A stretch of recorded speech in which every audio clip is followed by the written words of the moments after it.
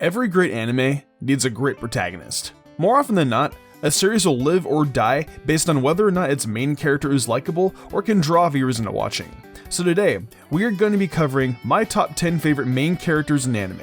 These can be here because they are funny, awesome, or just well-rounded characters in general. And of course, this list is completely my own opinion, and you're more than welcome to have your own.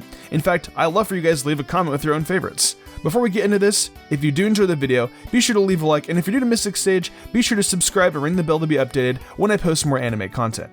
Now with all that being said, let's dive in. Number 10 was really the only position that I had struggled with on this list. Originally, I had Midoriya on this spot, but the more I thought about it, I just thought he was kind of too normal. We have enough typical shonen protagonists on this list, and while I love Deku, I just don't think he really brings anything else to the table. So in the number 10 spot, I'm gonna go with something a little more unique, and that is Senku from Dr. Stone. For those who don't know, Dr. Stone is a story of a post-apocalyptic world in which all of humanity has been turned to stone.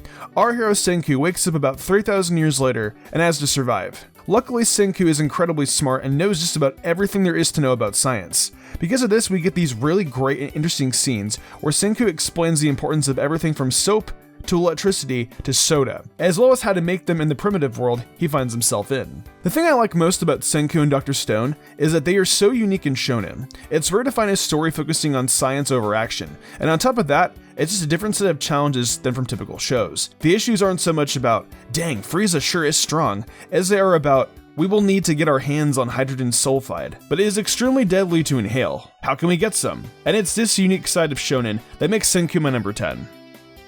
Easily one of the most interesting characters in Magi was Sinbad. He was a king of a far-off land who just had this insanely powerful presence whenever he was on screen. In the world of Magi, there are these things called vision, which are basically magical spirits which are tied to weapons or artifacts, and having just one of them can allow a competent user to fuse with this spirit and gain unbelievable power from controlling lightning, spawning volcanoes, and everything in between. For reference, visions are extremely rare in this world, which is why Sinbad showing up of 7 of them was absolutely crazy. That being said, while Sinbad was known as a great king, there's a weird sense that something dark is underlying his greatness. There was something he wasn't telling us, and the whole time we were watching Magi, we were dying for more information. Which is why when we got the pre-sequel series to Magi, The Adventures of Sinbad, it was so dang cool to see Sinbad's backstory and some truly awesome moments. For example, he goes to conquer another country, and instead of killing the king, he grabs him, brings him a few miles in the air, and then shows the king that he can literally destroy a mountain with lightning.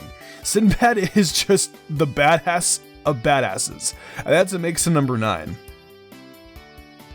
Number 8 brings us to the character who is probably the most shonen of shonen characters on this list, Naruto Uzumaki. Naruto Uzumaki is obviously the protagonist of Naruto, and he is where so many anime fans got their start. Despite being the son of a Hokage, Naruto's life was nothing happy. The day he was born, his village was attacked by the nine-tailed fox. In order to protect the village, his parents sacrificed themselves and bind the fox to their son. While the village was safe, they ended up looking at Naruto like some kind of walking time bomb. There was quite literally a monster in him that was waiting to get out. Watching Naruto grow up and trying to gain the approval of everyone in the village and become the Hokage was just such a cool experience. We got to see him grow from a snot-nosed kid lashing out and pulling pranks to the hero of the leaf and eventually the Hokage. There's nothing to say about Naruto that hasn't been said a million times, but he's a classic for a reason. The sense of overcoming not only the physical opponents, but also the emotional situations he finds himself in, just made him such a nostalgic character that he had to be on this list. Number 7 is our first and unfortunately only female protagonist. Revi from Black Lagoon is quite possibly the most awesome woman in anime. She is known for swearing just about every single word, which really makes her stand out in a medium that is focused on children. Anyone who has watched Black Lagoon knows that Revi is the coolest character around. She doesn't take any junk, and was a nihilist before Rick and Morty made it cool. Revi is sadistic, merciless, and is more than happy to kill anyone in her path, including unarmed civilians. In fact, in this 24 episodes, she killed over 120 people. But she isn't just a monster, she's genuinely funny, and while the jokes she makes might not exactly be PG, they definitely got me laughing pretty hard. It's very rare for anime, especially action-based series, to focus on female leads, and for them to make Revi such an incredible woman was just something really great that I always appreciated. She isn't a damsel in distress, she isn't useless, and she sure as heck isn't Sakura. She really makes every scene she is in feel like it's the best moment of the series, and I feel like she just doesn't get enough love. Number 6 goes to the short-stayed alchemist, Edward Elric. This is another one of those more unique shonen that Dr. Stone kind of reminds me of. There is a little bit of focus on chemistry and all that, but at the end of the day, it does just come down to science wizards beating each other up. The Elric brothers lost their mother at an early age, and when they tried to use alchemy to revive her, the god Truth took Ed's arms and leg and Al's entire body as punishment for attempting human transmutation. The rest of the story involves them looking for a philosopher's stone to restore their bodies. Already as a basis for an anime, this was pretty dang unique, especially for its time. However, one of the biggest selling points for this series to me was always Edward. His design was always so cool to me, with his robotic arm and leg that he could manipulate however he wanted. But on top of just looking great, he was also genuinely funny and smart. He was a realist, but would never let the world around him get him down. Yeah, he was still a pretty bad hand, no pun intended, but he never stopped moving forward. And most importantly, he never let those around him stay down either. When Rose finds out that Father Cornello was lying and her lover was dead forever, she breaks down. And when she asks Ed what to do, he just says, "You got 2 legs, don't you? Get up and use them." This line, even almost 2 decades later, always stood out to me. Ed might not have 2 legs himself, but he understands that everyone has their issues and we can't let them hold us down. He was always more than a typical shonen brawler to me, and that's why he makes the list. Alright, I know I've given a lot of praise to characters who use their brains over their brawn, but sometimes you just gotta beat the heck out of some demons. Guts has just about the most brutal backstory in anime, and obviously I can't go into it the same way I could as everyone else on this list because of spoilers. However, put simply, Guts was marked by fate to be killed, and he spends his entire series giving fate the finger and continues living. It doesn't matter what happens to him, what he has to do to survive, or what is coming to kill him. Guts will always survive. He is definitely one of the few characters who is actually more cool than Revi. I'll only cover one scene, but I'll leave out context for those who haven't seen Berserk. There's a moment where his arm is being held by a demon, and to save Casca, he takes out his sword and uses a broken sword to break through and rip off his own arm to save her.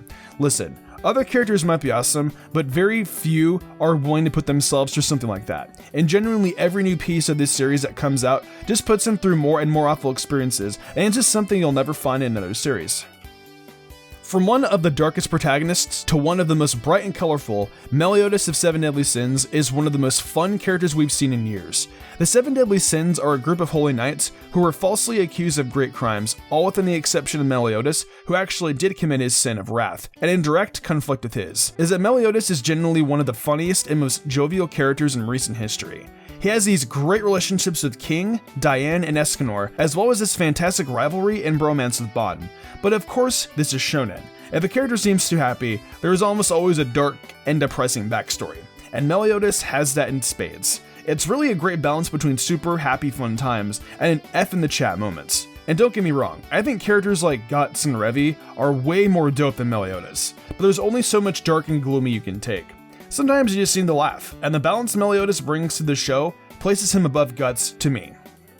On to the top 3, and it wouldn't be a great character list if I didn't throw on a JoJo. And while there are so many great ones to choose from, it definitely came down to just Joseph.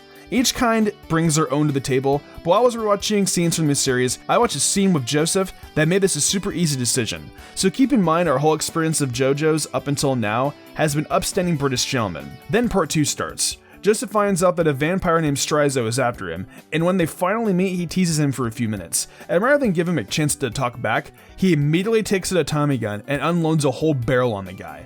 The vampire lives, obviously, and then finds out that Joseph had attached a grenade to him. Strizo throws the grenade away, only to find it had been tied to the pins of another dozen grenades on his back.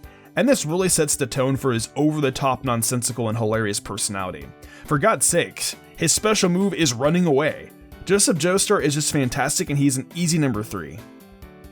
And our runner-up is the future king of the pirates, Monkey D. Luffy. While many people consider him just a classic, dumb shonen protagonist, Luffy has some of the most amazing moments in the series. Yes, he is an idiot a lot of the time, but more importantly, he is a leader and captain that his crew can trust. One of my favorite moments in this series is when Nami is sick on Drum Island. Luffy has to carry her all the way back up to a 5,000 meter high straight vertical climb in the middle of a blizzard to find a doctor. You watch as his hands and feet break apart and gush blood as he makes his climb up, and it's one of the most intense moments in all of One Piece. But it's a mission to save a crew, so of course Luffy does it without question.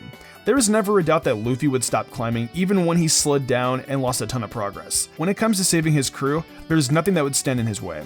And this isn't the only moment like this. You guys remember the time when Luffy took out Arlong for Nami? Yeah, that was a really great scene as well. And then he punches a celestial dragon for shooting his friend Hachi. There was just so many amazing moments of Luffy standing up for his friends, and that's what makes him one of the best anime protagonists of all time. And my number 1 anime protagonist goes to Ichigo Kurosaki, the human turned Soul Reaper, turned Hollow, turned Fullbringer, turned Quincy, turned whatever else the series needed. While he might be an overloaded character in every sense of the word, it doesn't take away from how great he is.